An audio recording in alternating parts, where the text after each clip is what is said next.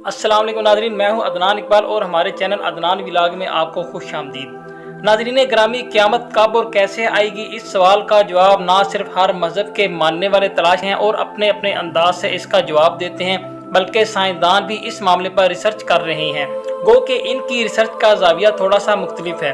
अभी हाल ही में एक रिसर्च सामने आई है। नाज़रीन, गुज़िश्ता कई दहाइयों से साइंसदान इस बारे में रिसर्च कर रहे हैं कि आखिर हमारी ज़मीन और ये निज़ाम शमसी कैसे बना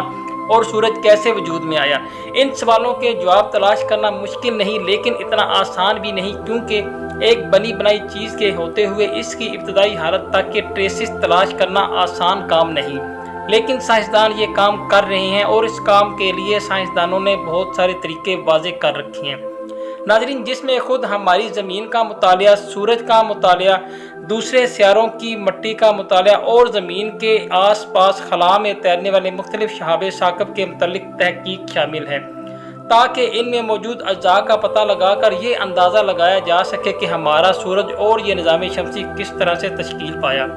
नाज़रीन, जब साइंसदानों ने इस बारे में तहकीकात का दायरा कार वसी किया और ये जानना चाहा कि सूरज या सूरज जैसे दूसरे सितारे, जिन्हें G1 सीक्वेंस स्टार्स भी कहा जाता है, ये सितारे दरअसल कैसे पैदा होते हैं, तो खुशकिस्मती से साइंसदानों को परसोमी नामी सितारों के झुरमुट में एक ऐसा न्यूबोला मैसर आया जो एक लिहाज से नौज़ायदा सितारों के झुरमुट में वाक़या। ये निबोला इस कदर बड़ा है कि इसको पिलर्स ऑफ क्रिएशन का नाम दिया जाता है, यानी तख्लीक के सतून। जब साइंसदानों ने इस निबोला का मुताला किया तो वहाँ पे कम अज़ कम 60 से 70 सितारे बन रहे थे। साइंसदानों ने जब इनमें से छांटी करके सूरज जैसे सितारों के बनने का मुताला किया तो ये सामने आया कि हैरत अंगेज तौर पर ये सूरज जैसे सितारे, यानी सूरज जितने साइज के सितारे अकेले नहीं बनते, बल्कि वो एक बाइनरी सिस्टम में बनते हैं, यानी दो सितारों का एक ऐसा मुश्तरका निज़ाम जिसमें दो या दो से ज़ायद सितारे भी हो सकते हैं। ये खबर साइंसदानों के लिए बेहद गैर मुतवक्किल थी। जब उन्होंने मज़ीद गहराई से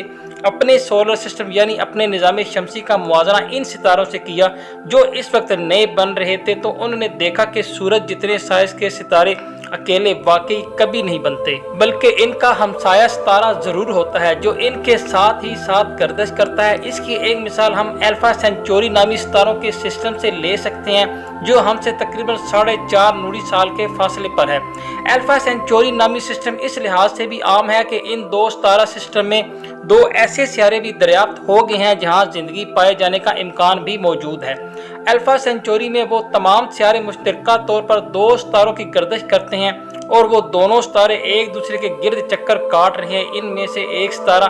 छोटा है जबकि एक सितारा जो बड़ा है वो सूरज जितना है। लेकिन इस निज़ाम शमसी को देखते हुए जब माहिरीन ने साइंसी बुनियादों पर हिसाब किताब किया तो ये सामने आया कि सूरज के साथ बनने वाला सितारा सूरज से बड़ा होगा, लेकिन आखिर वो सितारा है कहाँ। इस बुनियाद पे जब उन्होंने मजीद गहराई में स्टडी की और ज़मीन पे आने वाले मुख्तलिफ क़यामत अंगेज ज़मानों का मुताला किया तो उन्होंने जाना कि ज़मीन पे 5 ऐसे दौर गुजर चुके हैं जब ज़मीन से पूरी तरह से ज़िंदगी का खात्मा हो गया था,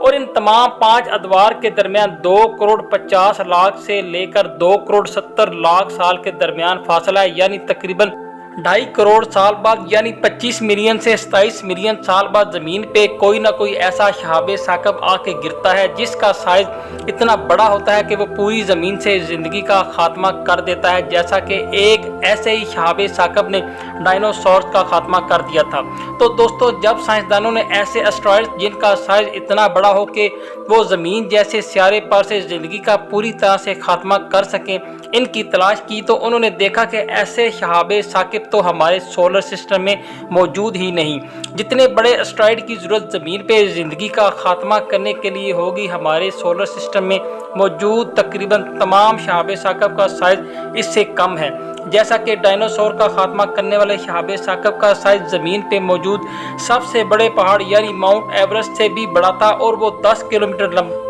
और चौड़ा स्ट्राइड था, और इसने ज़मीन से टकराकर पूरी ज़मीन से डायनासोर्स का खात्मा कर दिया था। और दोस्तों, इसमें सबसे ज़्यादा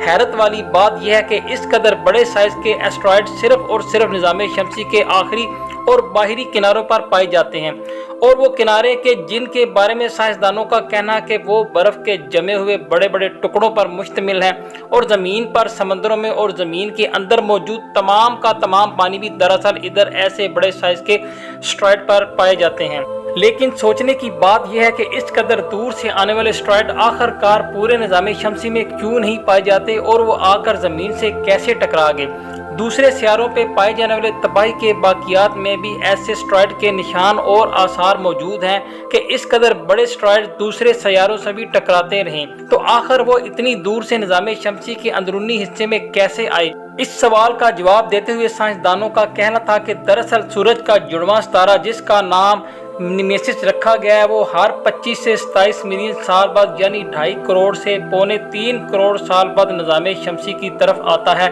और इसकी कशिश शक्ल की वजह से यानी ग्रेविटेशनल पुल की वजह से निज़ाम शमसी के बाहर किनारों पर मौजूद एस्टेरॉयड्स बेल्ट मुतासर होती हैं, और इस वजह से ये एस्टेरॉयड ज़मीन की तरफ आते हैं और दूसरे सियारों की तरफ भी जाते हैं। माहिरीन का ये भी मानना है कि दरअसल ये सितारा, जिसका कोड नाम नेमेसिस रखा गया है और जिसको अभी तक ढूंढा नहीं जा सका, वो हमारी मिल्की वे गैलेक्सी में किसी तरफ मौजूद है। दरअसल ज़मीन पे यही सितारा मौत का पैगंबर साबित हो सकता है। अभी तक ज़मीन की मालूम तारीख में ये अंदाज़ा लगाया गया है कि ये सितारा जब भी निज़ाम शमसी की तरफ आया है, ये निज़ाम शमसी के बाहरी किनारों को छूता हुआ बाहर से निकल गया है, और अगर कभी इस सितारे का रास्ता निज़ाम शमसी के बीच में से होकर गुजरा तो दो बड़े बड़े सितारों के दरमियान होने वाले कशिश शक्ल की जंग में तमाम के तमाम सियारे तबाह बर्बाद हो जाएंगे, और नाज़रीन ज़मीन पे चट्टानों और पत्थरों की बारिश हो जाएगी, जिस वजह से ज़मीन से ज़िंदगी का खात्मा हो जाएगा और ज़मीन के तमाम समंदर भाप बनकर उड़ जाएंगे। ये वही मंजरनामा है जो हम क़यामत के बारे में अपनी मजहबी किताबों और अकायद में पढ़ते हैं। अब यहाँ पे एक और बड़ा आम सवाल पैदा होता है कि आखिर सूरज का ये जुड़वा सितारा, जिसे नेमेसिस का नाम दिया गया है, कहाँ मौजूद है। साइंसदानों का ये मानना है कि ये सितारा जहाँ भी मौजूद होगा अकेला होगा, और बहुत इम्कान है कि इसके साथ भी अपना ही सियारों का एक पूरा निज़ाम होगा, जिस तरह सूरज के गिर्द सियारों का निज़ाम है, जिसमें ज़मीन भी शामिल है। ऐसा इसलिए माना जाता है कि अगर इसके साथ सियारों का ये निज़ाम ना होता तो बहुत मुमकिन था कि ये बहुत पहले ही निज़ाम शमसी के बीच में से गुजर चुका होता और पूरा निज़ाम शमसी तहबाला हो गया होता। लेकिन अपने सितारों के निज़ाम की वजह से इसके इर्द गिर्द भी कशिश शक्ल का हेलियोस्फीयर यानी वो इलाका जहाँ तक इसकी कशिश शक्ल असर करती है काफ़ी बड़ा है, जिसकी वजह से माहिरीन भी ये अंदाज़ा लगा रहे हैं कि हो सकता है ये सितारा सूरज से साइज में कदरे बड़ा होगा। अगर ये सितारा हमें मिल जाता है तो इसके कोर्स और इसकी हिस्ट्री को देखकर ये अंदाज़ा भी लगाया जा सकता है कि ज़मीन पे ज़िंदगी की इब्तिदा कैसे हुई, निज़ाम शमसी कैसे बना और सूरज कैसे वजूद में आया। फ़िलहाल ये सब अंदाजे हैं और अभी तक ऐसे किसी सितारे को ढूंढा नहीं जा सका, लेकिन इस तरह का कोई सितारा ज़मीन या दोबारा निज़ाम शमसी के करीब से गुजरता तब भी अभी इस मामले को कम से कम 40 लाख साल बाकी हैं। ये तो साइंसदानों का मानना है, लेकिन हमने अब तक जितना साइंस का मुताला किया है इसके तनाज़र में हम ये समझते हैं कि हमारे अकायद के मुताबिक क़यामत का वक्त किसी भी तरह से मुकर्रर नहीं किया जा सकता, इसलिए क़यामत कब और कैसे आएगी ये हतमी तौर पर मालूम नहीं किया जा सकता। Please subscribe my channel. Thanks for watching. अल्लाह हाफिज़।